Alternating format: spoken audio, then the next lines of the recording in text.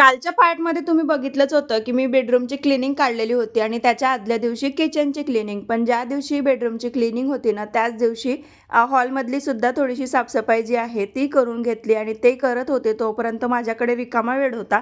म्हणून म्हटलं चला फ्रीज वगैरे जे काही किचनचं साहित्य आपलं राहिलेलं आहे स्वच्छ करायचं, ते या वेळात करून घेते. म्हणूनच ना फ्रीज वगैरे स्वच्छ करायला घेतली. पण त्याआधी तूप वगैरे बनवायला घेतलं, कारण की तुपाचे भांडे रिकामे झाले, की फ्रीज अर्धी जास्त रिकामी होऊनच जाते. तर इथे तूप काढून झालेलं होतं आणि त्यानंतर मिक्सरची जी हालत होते ना, ती वेगळीच होते. त्यानंतरनं जी तुपाची भांडी असते, ती गरम पाण्यामध्ये विसळून घेतली आणि आता एक सोबत सगळी जी भांडी आहेत, ती मी घासून घेणार. तोपर्यंत इकडे तूपही छान झालेलं होतं, अर्धं जास्त होत आलेलं होतं आणि भांडेही घासून झाले होते आणि अर्धी जास्त किचन जी आहे, ती अशा पद्धतीने माझी सेट झालेली होती. आता उद्या बारीक-सुरीक ज्या काही गोष्टी राहिलेल्या आहेत, त्या करणार आणि त्यानंतर फायनल लूक तुम्हाला नक्की शेअर करणार. इथे फ्रीजही क्लीन झाली. चला बाय.